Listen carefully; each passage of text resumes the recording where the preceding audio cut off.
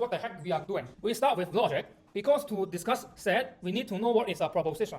So from logic, we have said, what is set? X such that a proposition Px is true. And because this has to be a proposition have two value, true or false, cannot be true and false at the same time. That's called excluded middle. So you cannot have crazy proposition like X is not a number, it's true. Something like that, you will get into Russell paradox. And because of that, there's a foundation called ZFC. Make sure this kind of crazy thing won't happen. Then now you have set. With set, now I write AB as set, you have Cartesian product. This is what? Basically all the possible way you can combine stuff from two sets. Okay, so the element in AB are basically among all the possible way you can combine two sets. And what is relation? It's just a subset of Cartesian product. What is function? Just a subset of relation. So you can think of a function is just some special Cartesian product. And what? Such that for function, this sentence has to be true. For all A in A, there exists B in B, such that if ARB and ARC B equals C, okay, this is using the stuff from the very beginning to explain, but you probably learn what is a function, y equals x squared. So now let's have a deeper look what the heck is y equals x squared. So people call this guy domain, we write dom. People call this guy codomain, so it's called codom. The code has a very deep meaning, which is something very, very deep. And then you can think of it as input and you can think of it as output. I have an A is a set, right? This is my A. And then I have my B, right? B, so I draw like this. Well, this whole thing is the Cartesian product A times B. What is a relation? Relation is just some special Cartesian product. That means relation probably is just the thing in blue color. This is a relation. So that means in the Cartesian product, we don't care about this region. So relation, you can think of it like, oh, we don't want to use the whole Cartesian product. That is not interesting. We are only interested in part of the stuff in this Cartesian product. That's it. That's relationship. Full stop. Then what about those reflexive, transitive, symmetric, anti-symmetric? Well, that's just some special type of relation, okay? Then what is a function? If relationship is something that looks like this, and function is a subset of relation, that means function is just something inside this shape. And that's it. If relationship is just a subset of Cartesian product and function is a subset of relations, then why don't we just say function is just a subset of Cartesian product? Why do we have something in the middle? It's because we use R to define F. So that's why we need something in the middle. So what is a function? Function is like this. Y equals x squared looks like this. This is the same as this is all the possible x, and this means x is 0, x-axis. Think of this as x-axis. So x at 0 here. For y equals x squared, okay, you know that y is 0 when x is 0. So y has to be 0. You think of b as y, then y has to be 0. That means when x is 0, this is 0, y is 0, you can think of it as these boxes. Okay? What about x is 1? Well, you know that x squared is 1, so y is also 1. So when x is 1, y is also 1. Okay? But what about x is negative 1? Well, x is negative 1, y is also 1 because negative 1 squared is 1. What about if x is 2? If x is 2, y is 4. So 1, 2, 3, 4. So y is 4. Okay? Same for negative 2. And then you can keep drawing it. If you zoom out this, when this is so small, you see this. And when you zoom it in, you see this funny face. So that means what? Function is like you draw the input space called domain in the x-axis. And then you draw the output in the y-axis. And now this thing is called domain, okay? This thing is called codomain. But you can see for this particular function, can I get negative 3? No. So this region is impossible. That means among all the possible y, I only have this part is possible, right? Then this is called range.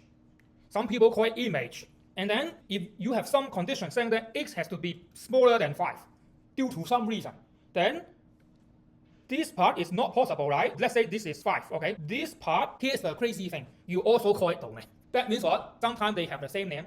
So what I will do, I will call this effective domain, okay? Effective. And then what? If I pick a particular x, I go into the particular value here.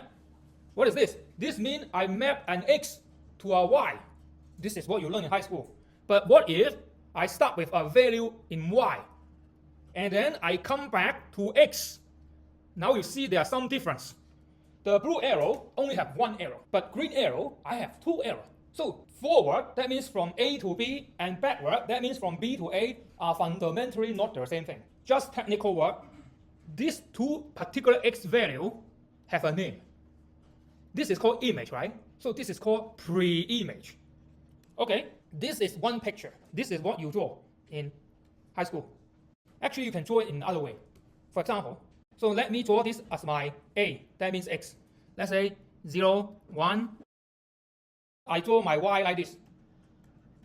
Then what is x equals 0? X equals 0 map to y equals 0. So what about x equals 1? Y is also 1. So map to this line. If x is negative 1, y is also 1. So I will have something that looks like this, right? What about x is 2? Y is 4. So I have this. What about x is 3? Y is 9. So I have something like this. Okay, then now you should have a feeling, what the heck is this? So you will see something like, this is also a way to represent function, right?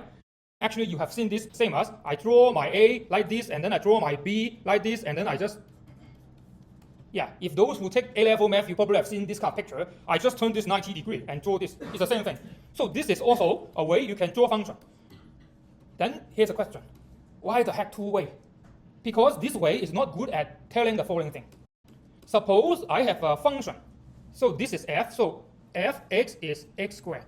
Now suppose I have gx is square root x. And now I want to find g of f of x. That means square root, this x is now the whole fx. To make it very clear, let me use different color. So g is in red, okay? So g is in red, okay? And then f is in blue, okay? F is in blue. Then what I will have? I will have a square root here, which comes from the red part of the x, but this x is the blue fx, so the blue fx is just x squared, okay? So I will have this. Now let me tell you a fact. This is not x, this is absolute x. So if I have this function, how do I draw it here? You draw the third dimension as a, what the heck is my pen? Okay, my pen is broken, probably. Anyway, so this is the function, and then you draw another one on the back. So now you think of it as 3D, okay? So you have two stuff. This is what? The relationship between A to B, and you have this thing, and then you imagine you have something here, and then 3D, right? Map into the thing in the background. This way will make drawing very, very complicated. So that means what? Don't do that. Do it in this way. So what is this way? If I need to have the third line, which is in red, I just draw this, and then from here, I map the line to the particular position.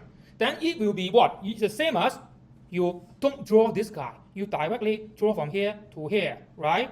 This is what? This is actually what I said last time. What the heck of this? It is you have some input space, I call it R, number. You go through a machine called F, give you an output. Now your output is the input of another function, G, then you get another output. It's the same as you have R directly mapped to this